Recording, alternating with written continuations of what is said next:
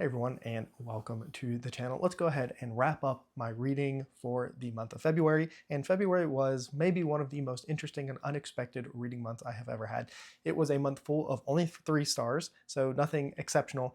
And honestly, one of the most unexpected books of the month I would have ever guessed. And so normally I would like to go in order of what I read and how I finished it, but I feel like that's bearing the lead here. So I'm just going to go ahead and jump this one up to the front and talk about it. And that is Fourth Wing. And Fourth Wing is actually going to be my book of the month, which if you had told me at the beginning when I decided I was going to read this with my girlfriend that this is what was going to happen, I wouldn't have believed you. Now, part of that is because I think overall I had a pretty weak reading month in the number of books that I read. I only read about 1,000 pages, or well, I technically listened to everything, but compare that to last month, it was over 2,000 pages. And so this month was a significant drop off in the number of things I read, and it also kind of seemed like the quality as well. But that left Fourth Wing here to just go ahead and take the book of the month spot, which, like I said, absolutely blows my mind. This is a really interesting book in where the further I get away from it, all the things that that bothered me about it, all the cringy stuff, all of the stuff that I think is done pretty poorly in this book, the less I care about it. And what I really end up caring about is one, I think buddy reading it with my girlfriend absolutely makes this a way better experience than anything it could have. We have like a 30-something minute long conversation coming where we talk about full spoilers, so much stuff about this book. I just need to edit and put that together. So I think that definitely bumps up my reading experience in general. Just getting to do that with her was awesome. But then just getting away from the actual reading experience, only the cool stuff is sticking in my brain. Some of the cringy stuff, I guess, is a little bit, but all that's just kind of falling to the wayside when I'm just really thinking about, man, this was just, maybe it's what I needed right now. It doesn't take a lot of brain power. It's kind of just a silly, goofy, fun kind of read that has some very explicit stuff in it at the same time, which was something for sure. But in general, I'm actually so happy I read this book. One, because I'm now part of the conversation. I can say that I have read some of the most popular romantasy that is out. I can have like an informed opinion on it, and I know what all the hype and fuss is about. And so that is just, I don't know. I'm just so glad that I can read, have said I read this, and just be a part of that. And then just overall, it was not that bad of a time. I really thought I was going to hate read this, and so you can look forward to my full spoiler-filled discussion with my girlfriend coming here sometime in March. But I just needed to start this video off because I think this kind of is the high of the month, and the rest of the reads are, I don't want to say forgettable, but they are definitely, what gave this the ability to be my book of the month. So I never thought I would be saying this, but Fourth Wing by Rebecca Yarros is my book of the month for February, and that is just as stunning to me as it probably is to a lot of you. And this actually didn't happen until a little bit of reflection came on, especially with some of these other reads. So with that all being said, like I said, everything was a 3-star, so I'll probably forget to mention that again. But let's go ahead and talk about some of my other reads that happened this month, and this is only counting things that I finished. So that's how you can be a book of the month for me. But next up, and this is actually the first thing I finished, this is The Maltese Falcon by Dashiell Hammett. This is obviously a very famous movie, and that's actually why I wanted to read it. I have heard about this movie most of my life. I think it's considered like a top, I know it's on, what is it, AFI's top 100 movies of all time. I think that's the right list. If not, it's some other list that, like, at one point I had the goal of reading or watching all of the movies on it, which is never going to happen. But this is definitely one that has been on it. It is a very noir spy, or not spy, like cop mystery kind of story. It revolves around a Maltese Falcon, and there is backstabbing and conniving, and this was written in 1929, so there are definitely some very heavy elements that you would expect from that time. And one thing that really stuck with me, though, was the writing in this book did not feel like it was something that was written almost 100 years ago at this point.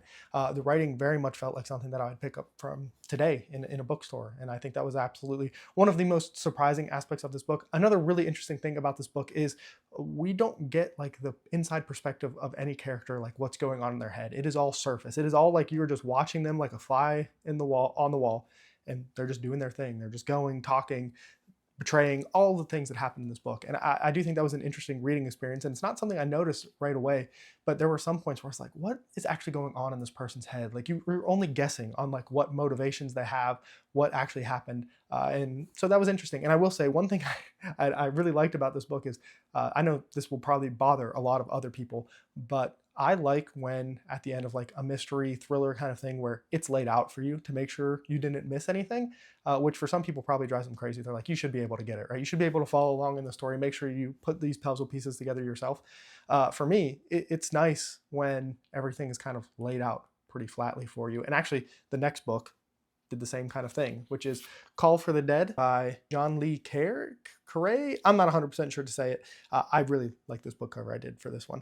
But this is the spy mystery thriller. The Maltese Falcon is more of a cop mystery kind of thing. And what I was saying at the end about the Maltese Falcon, about things being laid out pretty clearly, the same thing can be said here for Call of the Dead, or For the Dead, where at the end of the story, everything is kind of laid out for you. Now, unfortunately, this book is extremely forgettable for me. The reason I picked up this is because it was sold to me as the anti-James Bond, or the opposite of James Bond, where this is a much more grounded, realistic look at what espionage and spies would have been like during the time. I believe it is the case that the author of this book was an actual British intelligence agent or something. I can't remember, maybe it wasn't British, but they were a spy basically. And apparently James Bond annoyed them because it was so unrealistic and everything. And unfortunately, I think that is part of James Bond's charm. So if you don't know, I've read all 14 Ian Fleming James Bond books, really enjoyed almost every single one of them. There are a couple towards the end that I just liked. I didn't think they were as good, but overall, I'm a huge fan of the books. And they all just have this charm that I talked about a lot when I was going through that series of like, it shouldn't work, but it does. It is goofy and just kind of out there. Some of the concepts that happen, a lot of them still just end up working. And there's something about the character of James Bond that is compelling, that is personable in kind of a bad way. And unfortunately, our main character in this book just didn't. I find so much of this book is completely forgettable. And that's unfortunate because I do plan on continuing with the series, hoping it picks up, hoping it gets better, because I do want to kind of have this contrast to James Bond. But it was definitely not a very strong first entry. And this, unlike Fourth Wing, is a book that the further away I get from it, the less I think about it, because I honestly, it's just like going right out of my brain. And that happens with some books. I have other examples of books that I even really liked that has happened to. And unfortunately for me, these George Smiley books, maybe that is going to be the case. But the other sad thing is it didn't compel me to want to get right into the next one. So I don't know exactly when I'll continue with this series. I don't know how interconnected they are, if they're more like the James Bond, where like you don't really need to read them in order. You can kind of bounce in and out. I don't know how true that is for the series, but I will be continuing at some point later this year and hoping that I get maybe a more charmed experience like I did with James Bond. And then the last thing that I read this month, and this was another very short book, all of these were pretty short except for Fourth Wing, was The Desert Talon by Karen Lawacki. And this is the second book in the Crown of Isha series. I believe this is going to be a trilogy with the third book coming out sometime in July. And I did have a good time with this one. I don't think I liked it as much as the first one. And I was really, this is another one, this is like the month of going back and forth on books and like kind of rethinking about them after the fact. This is one that for a while I was kind of maybe on the upswing of it, and then at some point I just kind of stopped thinking about it. I do think there's very cool stuff in here. This has like the characteristics of a Western, you know, that personally I really liked, like a Western with dragons. It's kind of cool. It deals with like some corrupt people and just like how the government can be controlled, and just a bunch of like very small things that I think in total build a bigger story.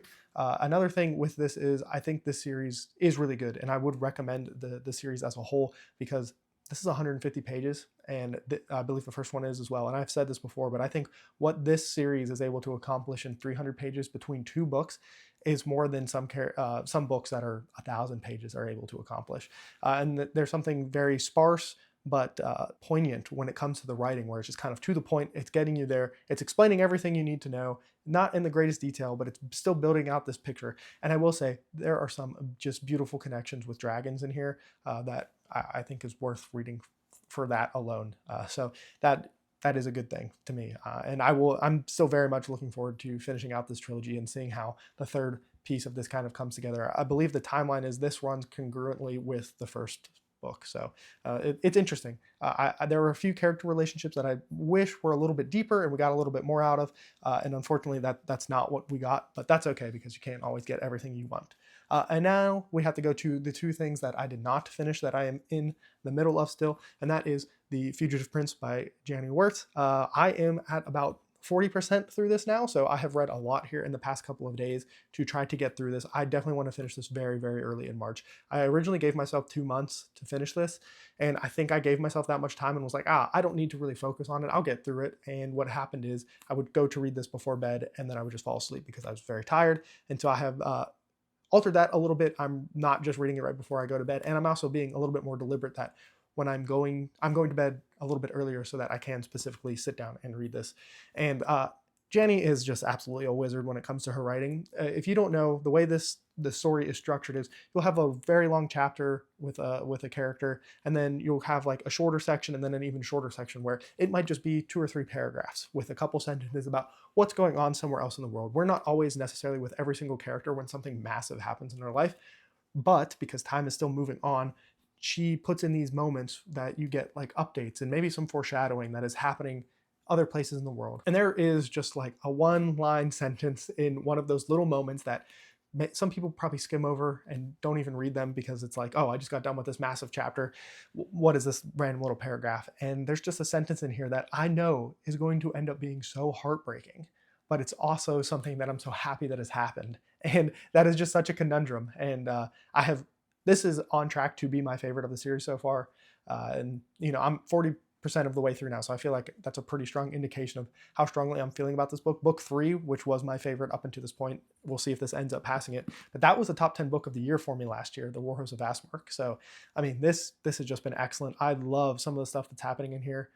Lysier has probably become my favorite character again, not because I think he is a good guy or anything, but I just think what is happening with that character is just fascinating, and I'm drawn to that character more than any of the other ones, and I'm just blown away by some of the things that are transpiring in here. So it's honestly been really hard to put this down, and really the only reason I am is because I'm falling asleep, which is not a bad thing, because I think for a lot of people, reading before bed is like a great way to like get you ready to go to sleep and everything. And then the other book that I started this month but have not finished is House of Chains, book 4 of Malazan, Book of the Fallen by Steven Erikson. And this I'm only a little bit of in, probably 3 to 5%. I didn't actually look to make sure, but like I said, not very far into this one.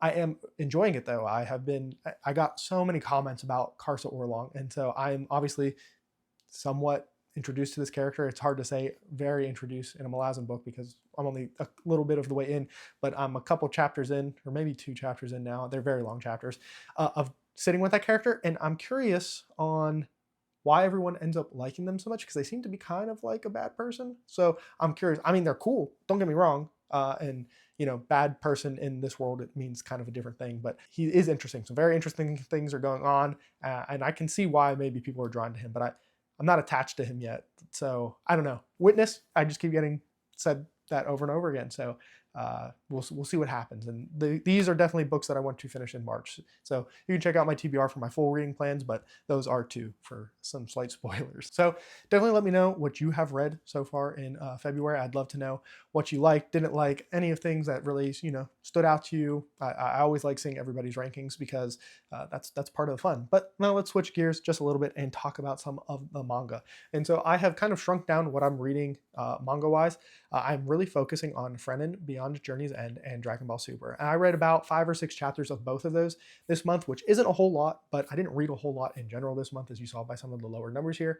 Frenin on the fast track to becoming a new time favorite for manga. There's just something that is speaking to me from that manga in a way that I don't remember the last time a story, especially a manga, spoke to me that way. Even like Berserk didn't speak to me the same way Frenin is. Berserk, I think, especially the Golden Age arc, is just the best arc in all of manga. But there's something happening here in Frenin that is speaking to me on a much more emotional level, in a different kind of way. Berserk is very emotional for sure, but there's a different kind of emotion that Frenin is hitting me on. And the fact that I have only read 10 chapters and feel as strongly as I do about it, I think is just incredible. And I didn't really expect it. I thought I would like it, but to just feel the way I feel about it right now, I think is crazy. I hope it can, stay on this track. I think really what it is this dealing of time and looking back at your past and regrets and all of these things. Maybe as I'm getting older, I'm just becoming a little bit more aware of some of that stuff. And it's just hitting home. Not that I even have like a life full of regrets or anything like that, but I think it's just as like take advantage of the opportunities you have in the moment. Don't let them pass you by. There's some very powerful messages, I think, in that. And like, seize the day, it sounds cliche and dumb and everything, but also like looking back in 10 years of like you not doing something you had the opportunity to do because you thought it'd be better to sit on the couch and not do something. I don't know. That speaks to me a lot as somebody who likes to go out and adventure and do. I think it is just something it's been speaking to me a lot. On the Dragon Ball Super front, I definitely have problems with the manga. I'm just starting to get into the tournament and everything, so we'll see how that progresses. It doesn't feel the same, obviously, as Dragon Ball Super, or as Dragon Ball Z, which is fair. It's its own thing. Obviously, it is playing on legacy characters, so I'm giving it the benefit of the doubt. But whenever I finish one of those two, which will probably, I don't know, they're about similar length, so maybe I'll finish them at the same time, I'm going to return my focus to One Piece. If you don't know, I'm about 160 or so chapters into One Piece, which is right as the Alabasta arc is like starting. And everyone has told me like that is really when it gets like next level good and everything. So I'm not saying I won't read any of it until then, but that will be my next focus. Some other things that I'm still reading here and there are like Boruto, which I'm caught up on, Black Clover, which is about to end, Kaiju number 8, which is one I'm kind of putting to the side, not because I didn't like it, but just because there's other things I want to focus on.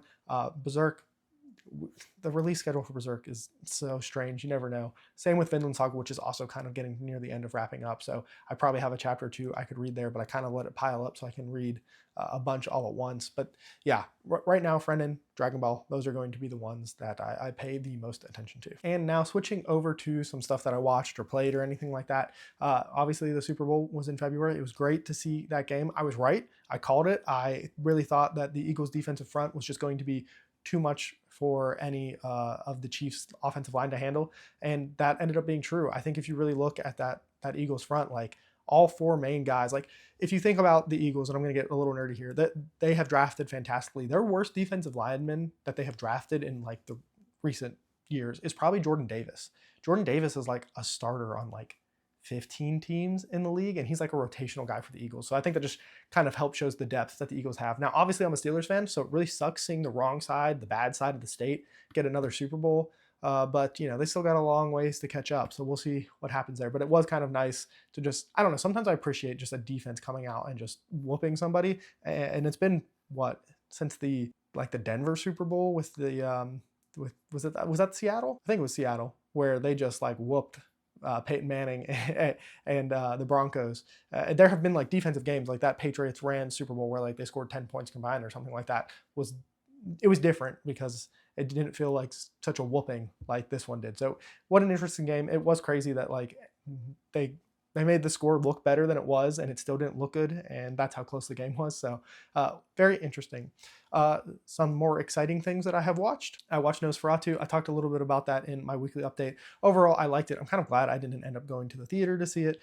I was slightly disappointed. I thought it was still good. I just didn't think it was as good as I wanted it to be. And I mentioned that I had a really hard time understanding some of the dialogue in it. And somebody mentioned that there's some weird sound mixing stuff that they do. Apparently in modern movies it's a thing that some of the sound mixing that they do muffles voices, especially if there's any kind of accent.